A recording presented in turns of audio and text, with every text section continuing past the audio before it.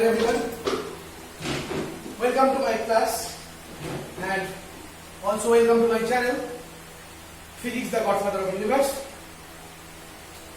তো আজকে আমি অনেকদিন পর আবার আমি শুরু করতে চলেছি অল্টারনেটিং কারেন্টের উপর একটা ভিডিও। লাস্ট উইকে একটা করেছিলাম সিআর এর উপরে। তো আমাদের প্রথম থেকে যদি বলি তো ফার্স্ট ভিডিওতে আমি দেখিয়েছিলাম যে অল্টারনেটিং কারেন্ট সম্বন্ধে। আমি সেখানে বলেছিলাম কমপ্লেক্স নাম্বার এক্সপোনেনশিয়াল নিয়ে এসেছিলাম কি করে আনা হয় সেটা আমি দেখিয়েছিলাম। তার পাশাপাশি আমি যেটা দেখিয়েছিলাম সেটা হলো অ্যাভারেজ ভ্যালু ক্যালকুলেশন, সেখানে দেখানো হয়েছিল। এটা ছিল first video, over full cycle of test and up cycle two. আর সেকেন্ড ভিডিওতে আমি বলেছিলাম অ্যাভারেজ ভ্যালু বের করেছিলাম, ওভার ফুল সাইকেল।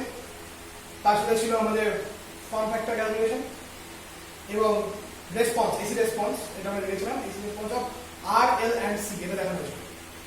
তারপর যেটা ছিল অ্যাভারেজ পাওয়ার,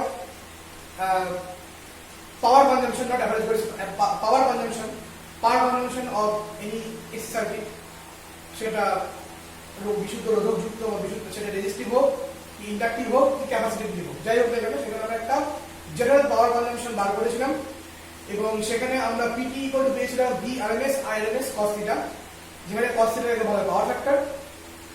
এবং তার পাশাপাশি আমরা শিখেছিলাম এরর সম্বন্ধে শিখেছিলাম এবং এরর আমি দেখেছিলাম কি করে এক্সপোনেনশিয়াল টানা হয়, মানে এক্সপোনেনশিয়াল টার্ম দিয়ে আমি অ্যামপ্লিটিউড মডুলাস ফর্মটা দেখিয়েছিলাম। ফাইন। তো তারপরে ভিডিওতে আমি বলেছিলাম শুধুমাত্র সিআর, সেখানে আমি অ্যামপ্লিটিউড মডুলাস ফর্মটা দেখাইনি। এবং সিআর এ আমি এটাও বলেছিলাম যে সিআর এ প্রথম ইনিশিয়ালি যে ইকুয়েশন এসেছিল সেটা কোনো ডিফারেনশিয়াল ইকুয়েশন আসেনি, তো সেটাকে ডিফারেনশিয়াল ইকুয়েশন আমরা কনভার্ট করেছিলাম। ওই ছিল এরকম ইকুয়েশনটা যে qt by C plus R IT equals to DT. তো যেহেতু এটা কোনো ডিফারেনশিয়াল ইকুয়েশন না এবং তার পাশাপাশি সেখানে দুটো ভ্যারিয়েবল ছিল, একটা আইটি একটা কিউটি। তো তার জন্য আমরা কি করেছিলাম, তার জন্য আমরা কিউটি কে আইটি তে কনভার্ট করেছিলাম এবং বোথ সাইডে ডেরিভেটিভ করেছিলাম। ডেরিভেটিভ করে ইম্পিডেন্স ক্যালকুলেশন, ফেজর ডায়াগ্রাম এগুলো দেখেছি। আজকে আমরা যেটা করতে চলেছি, this is most important and this is LCR or RLC circuit. তো এলসিআর অর আরএলসি সার্কিট সম্বন্ধে আমি আজকে তোমাদের ডিটেইল অ্যানালাইসিস করব এবং দেখতে পাবে এই একটা এলসিআর বা আরএলসি সার্কিটটা এট এ টাইম এলআর এর রোল একটা সার্টেন ফ্রিকোয়েন্সিতে ও এলআর এর রোল একটা সার্টেন ফ্রিকোয়েন্সিতে ও সিআর এর রোল এবং একটা সার্টেন ফ্রিকোয়েন্সিতে ও একটা special type of role maintain করে চলে বা একটা রোল ক্রিয়েট করে বা একটা রোল নিয়েও চলে। তো সেই তিনটে রোল সম্বন্ধে আমি আজকে দেখাবো আজকে আমার ভিডিওতে। শুধুমাত্র এলসিআর নিয়ে আলোচনা হবে এবং তারপরে ভিডিওতে আমি রেজোনেন্স সম্বন্ধে আলোচনা করবো, যেটা এলসিআর এর সবচেয়ে ইম্পর্টেন্ট এবং এবছর যারা হায়ার সেকেন্ডারি দিচ্ছিলে তাদের জন্য আমার মতে খুব আমার আলোচনা অনুযায়ী এটা, আমার প্রেডিকশন অনুযায়ী এটা খুবই ইম্পর্টেন্ট প্রশ্ন ছিল রেজোনেন্সের সম্বন্ধে। তো রেজোনেন্স সম্বন্ধে ডিটেইল অ্যানালাইসিস করবো আমি আমার পরের ভিডিওতে। অবভিয়াসলি সেটা নেক্সট উইকে হবে, এই আপকামিং উইকে হবে সেটা। এবং আমি তোমাদের আগেও বলেছি যে আমি অলরেডি ভিডিওর সাথে সাথে আমি 11 একটা প্রোমো ভিডিও দিয়ে দিয়েছিলাম। তো এখনো 11 এর যারা আমার ছাত্রছাত্রীরা এখনো আমার চ্যানেলটাকে সাবস্ক্রাইব করনি, তো অবভিয়াসলি তাড়াতাড়ি খুব তাড়াতাড়ি সাবস্ক্রাইব করে বেল আইকন প্রেস করা। কারণ আমি তোমাদের জন্য আমি এই উইক থেকে শুরু করলাম না, আমি আগামী উইক থেকে আমি শুরু করবো 11 এর ভিডিওটা নিয়ে। তো যত তাড়াতাড়ি সম্ভব খুব তাড়াতাড়ি তোমরা আমার চ্যানেলটাকে সাবস্ক্রাইব করো, যাতে করে আমি খুব তাড়াতাড়ি শুরু করে দিতে পারি। তো চলো শুরু করা যাক এলসিআর সম্পর্কে। শুরু করি, চলো লেটস স্টার্ট। ওকে,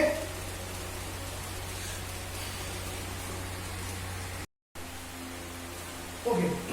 সো তোমরা বোর্ডে দেখতে পাচ্ছ কিছু লেখা এবং সার্কিট, এবং দেখতে পাচ্ছ বোর্ডে আমি এলসিআর সার্কিট ড্র করেছি।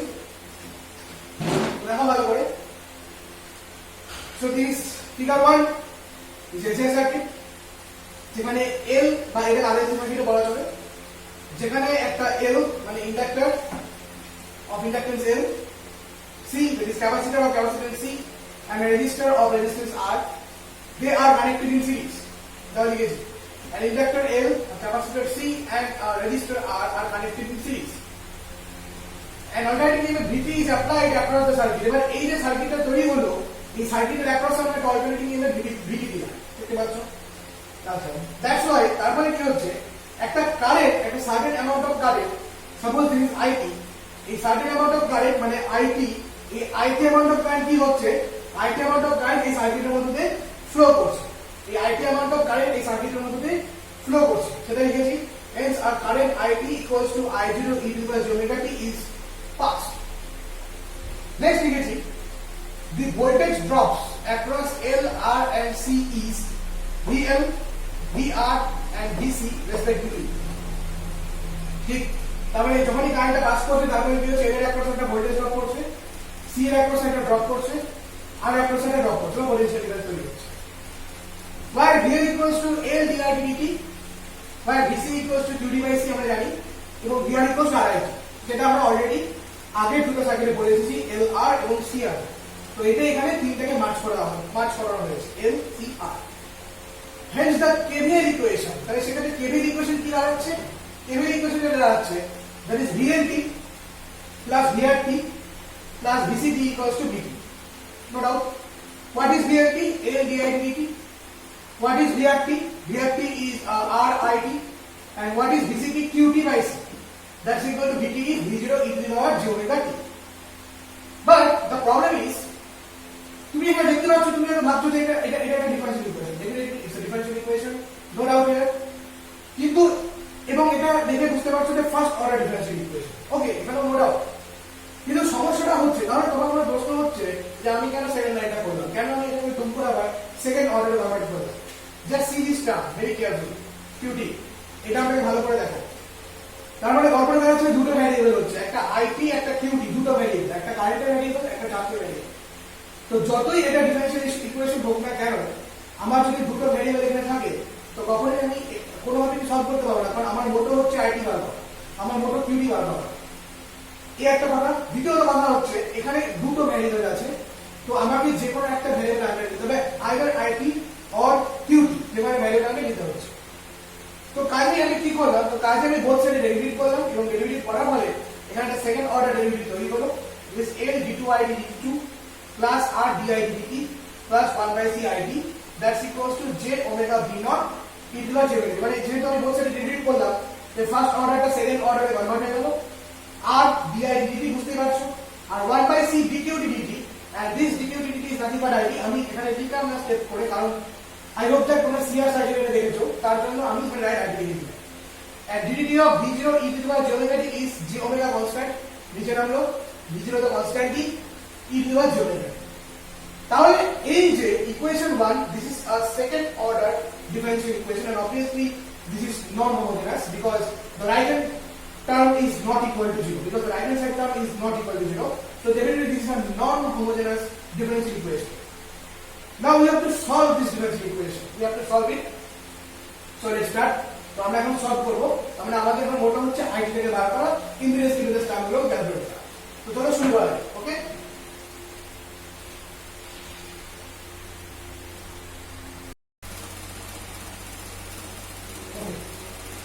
তো এবার শুরু করা যাক, এবার ইকুয়েশন আমরা সলভ করব। তো লেটস স্টার্ট। তো ছবিটা আমার দরকার নেই এই মুহূর্তে, তো কাজে মুছে দিচ্ছি। Okay. So recall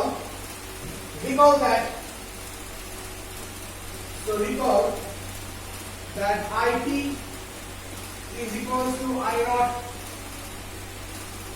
e to the power j omega t. IT equals to I naught e to the power j omega t.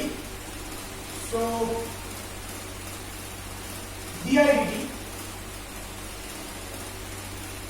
So di dt, that's equals to j omega I naught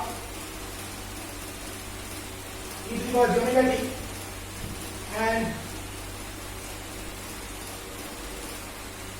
d2i dt2 equals to j square omega square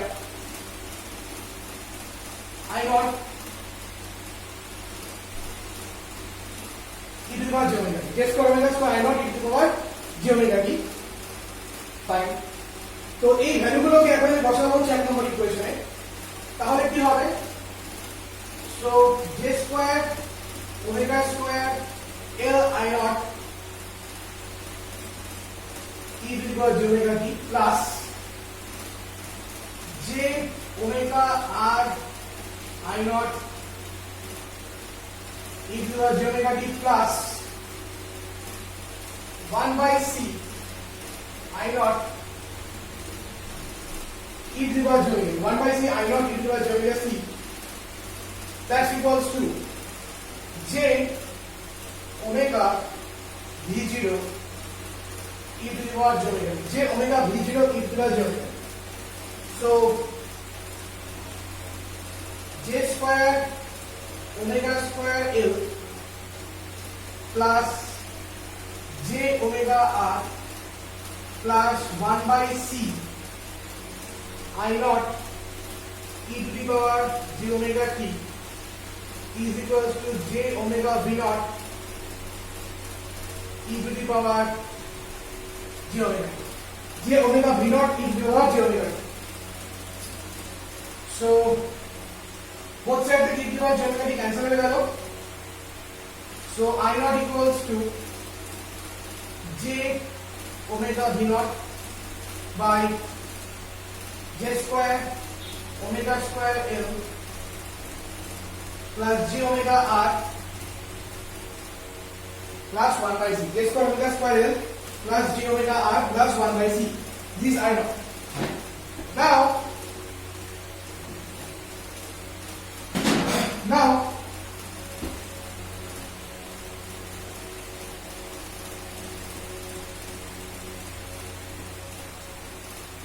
the next thing is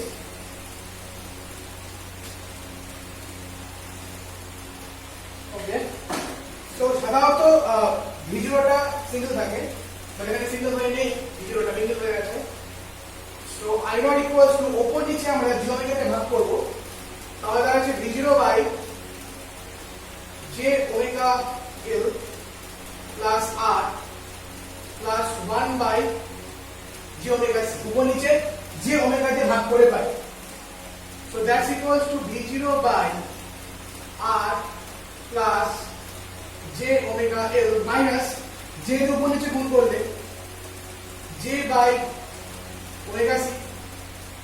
So I0 equals to v0 by r plus j into omega L minus 1 by omega c, omega L minus 1 by omega c.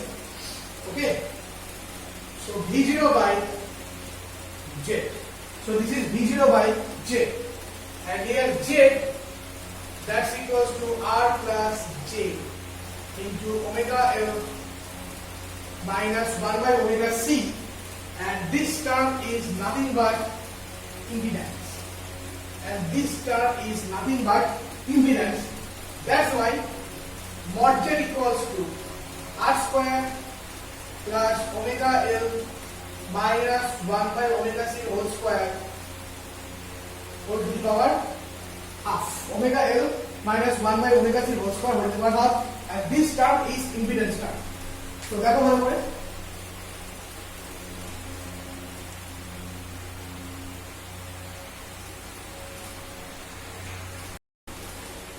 Now our next issue is amplitude modulus form of this term. So definitely what we get. So suppose this is x-axis, this is y-axis, has a point P whose coordinate is r, omega L minus 1 omega c. This angle is theta. Perpendicular O, this is R, this is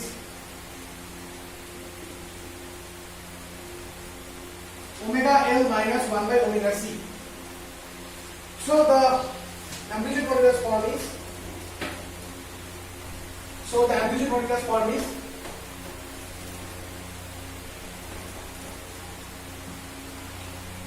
R equals to let this distance be smaller. So R equals to small r cos theta, and omega L minus 1 by omega c equals to small r sin theta. Omega L minus 1 by omega c equals to small r sin theta. So small r, that's equals to root under r square plus omega L minus omega C whole square, that is nothing but mod z, and tan theta, that's equals to omega L minus 1 by omega C by R. That's why theta is equals to tan inverse omega L minus 1 by omega C by R. Theta equals to tan inverse omega L minus 1 by omega C by R. So this is the phase angle. So this is what? This phase angle, and the term z will be, and the term if we equal z equals to R plus j omega L minus 1 by omega C. এখানে R টা কত হচ্ছে, এই স্কয়ারের জায়গায় mod z বসালে পড়ে mod z cos theta plus j mod z sin theta, that is z equals to mod z e to the power j theta. So z equals to mod z e to the power j theta, and the mod z is nothing but r square plus omega L minus 1 by omega C whole square, that to the power half. That to the power half.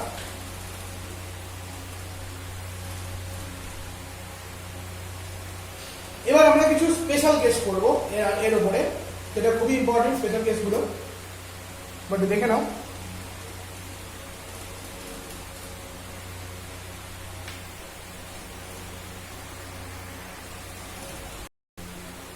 Okay, so special case number 1, when omega L is greater than 1 by omega C, that is omega is greater than 1 by root L C. Omega is greater than 1 by root L C. So at that time theta is positive. তো এই সময় কি হচ্ছে, আমরা যে omega টা greater than 1 by omega C পাই, তো theta nature definitely কি হবে, theta নেচার ডেফিনেটলি হবে positive. theta is obviously positive. তো সেক্ষেত্রে theta যেহেতু পজিটিভ, তো z equal to কি দাঁড়াচ্ছে, mod z e to the power j theta, j of plus theta, so obviously j theta। এটা হচ্ছে যেটা ভ্যালু, আর mod z তো কোনো কিছুর উপর ডিপেন্ড করবেই না, কারণ ওমেগা সি থেকে 1 বাই ওমেগা সি বড় হোক কি ছোট হোক, যেহেতু এটা হোল স্কয়ার টার্ম, তো কোনো মাইনাস বেরোনোর কোনো গল্প এখানে নেই। সো দ্যাটস ওয়াই আমরা আগে যেটা পেয়েছিলাম সেটা ছিল ভিটি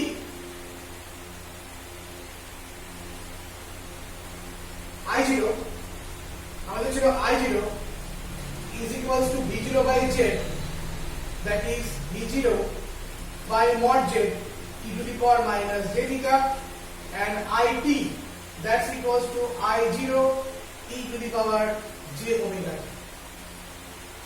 So IT equals to V0 by mod Z e to the power j into omega t minus theta.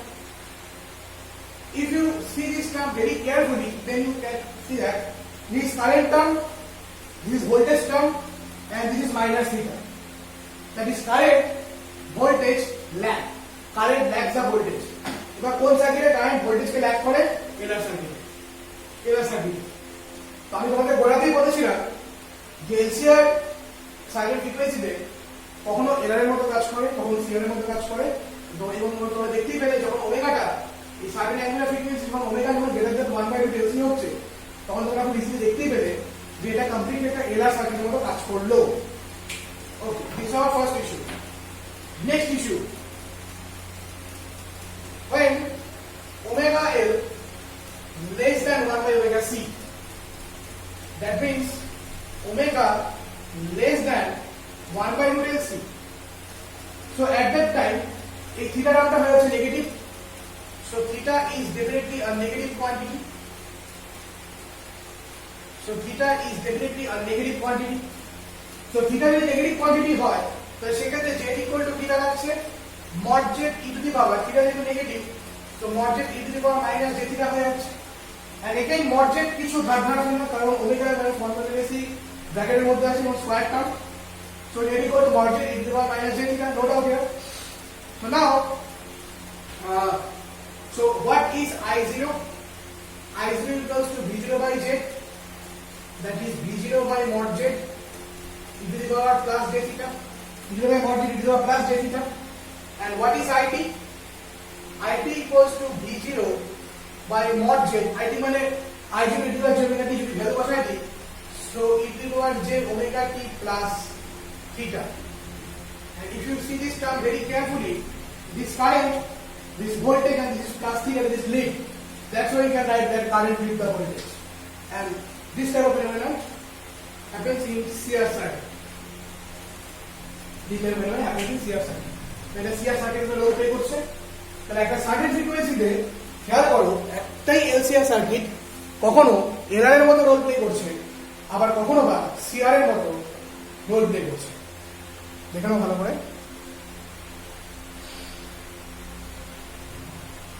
Special case 1 LR, special case 2 CR. Now special case 3, that is omega L equals to 1 by omega C. This is very important thing. Omega L equals to 1 by omega C. So omega L equals to 1 by omega C তে যেটা হবে সেটা হলো that is omega square equals to 1 by LC, that is omega equals to 1 by root LC. So omega equals to 1 by root LC. But this condition is very important condition. তো সেই সময় at that condition আমরা যদি ভালো করে দেখি যে থিটাটা কি দাঁড়াচ্ছে, omega tan inverse omega L আর 1 বাই LC সমান হওয়ার জন্য উপরের টার্মটা 0 হয়ে যাচ্ছে, so 0 by R is 0, so tan inverse 0 is nothing but 0, so theta is 0, so phase term is 0. If the phase term is 0, then Z equals to what? Then Z equals to mod Z e to the power j into 0, that is this is nothing but mod Z. So যেটা Z সেটাই mod Z হয়ে যাচ্ছে। Now what will be the Z? Z equal to কি ছিল?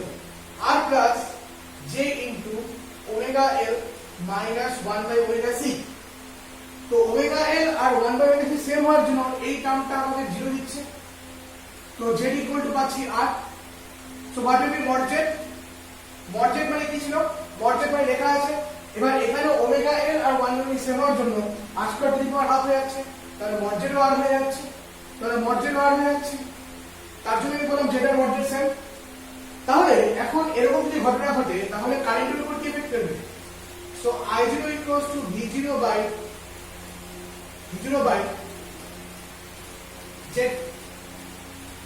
এবং Z মানে mod Z, সেখানে কোনো ডাউটই নেই, এবং Z মানে mod Z, কোনো ডাউট নেই, and mod Z is up, so this is V0 by Z. So what will be IT? IT equals to I naught e to the power j omega t.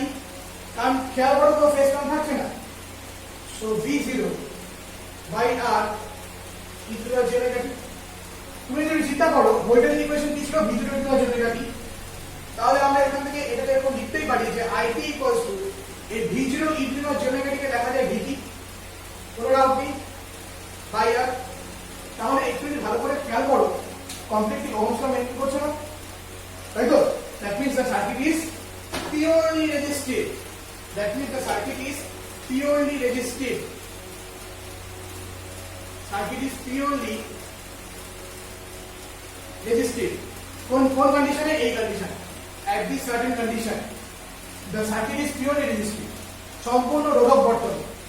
এবং ঠিক সেই কারণে এই purely resistive এই circuit থেকে মানে এই যে শর্তটা, যে বিশেষ শর্তে একটি শ্রেণী সমবায়ে থাকা এলসিআর সার্কিট পিওরলি রেজিস্টিভ হয় বা সম্পূর্ণ রোধক বর্তনীতে রূপান্তরিত হয়, সেই শর্তটাকে বলা হয় রেজোনেন্স কন্ডিশন, বা বাংলায় বলা হয় অনুনাদি শর্ত, বাংলায় বলা হয় অনুনাদি শর্ত।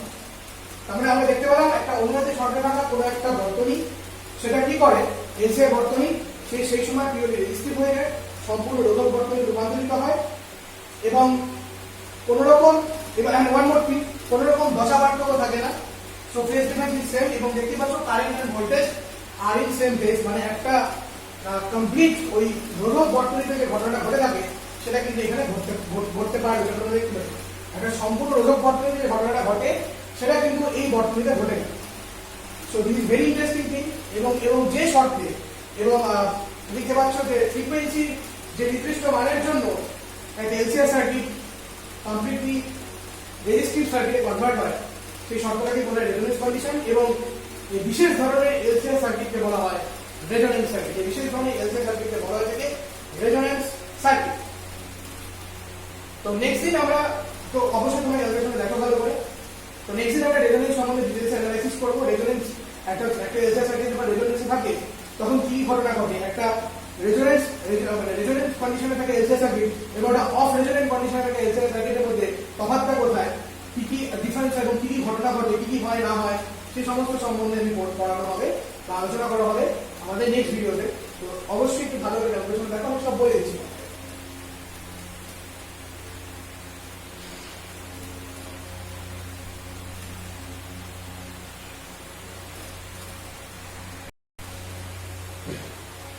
ওকে, তো কাজেই তোমরা আজ দেখলে আমি এলসিআর সার্কিট সম্বন্ধে অ্যানালাইসিস করলাম, রেজোনেন্স কন্ডিশনটা বললাম যেটা সবচেয়ে ইম্পর্টেন্ট এখানে।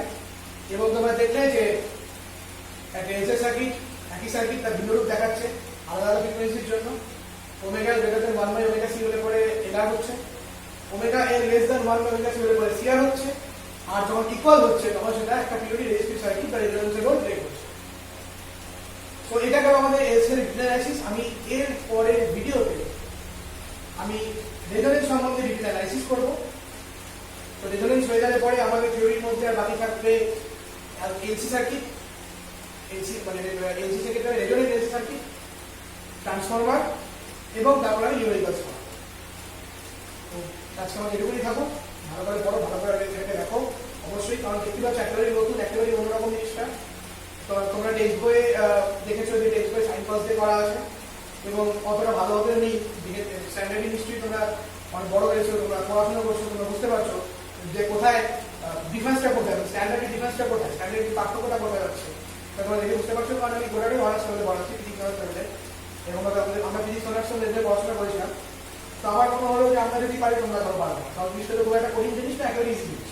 তুমি যেমন ক্যালকুলাস জানো, তুমি যেমন ডেরিভেটিভ জানো, তো এটা তোমার ব্যাপারই না, তোমার পক্ষে জানো, খুব ইজি। এবং এর অ্যাডভান্টেজটা বুঝবে আরো ভালোভাবে যখন আমরা নিউমেরিক্যাল প্রবলেমস করবো অর্গানিক লাইনের উপর। আমি ইচ্ছে করে একটু ধীরে ধীরে করছি, আমি চাইলে আমি পরপর ভিডিও দিতে পারি অন্য কোনো মতো, কিন্তু আমি করছি না কারণ তোমাকে সময় দিচ্ছি। আমি চাই তোমরা খুব ভালো করে পড়ো, তার জন্য আমি সপ্তাহে একটা করে ভিডিও দিচ্ছি। কারণ এরপর আমি যখন নিউমেরিক্যাল প্রবলেমস করাবো তখন লাস্ট আমার ভিডিওটা নিউমেরিক্যাল প্রবলেমসের উপরেই হবে যত রকমের হয়। তো তখন যখন করাবো তখন তোমরা দেখতে পাবে যে নিউমেরিক্যাল প্রবলেমগুলো করতে কতটা সুবিধা হচ্ছে।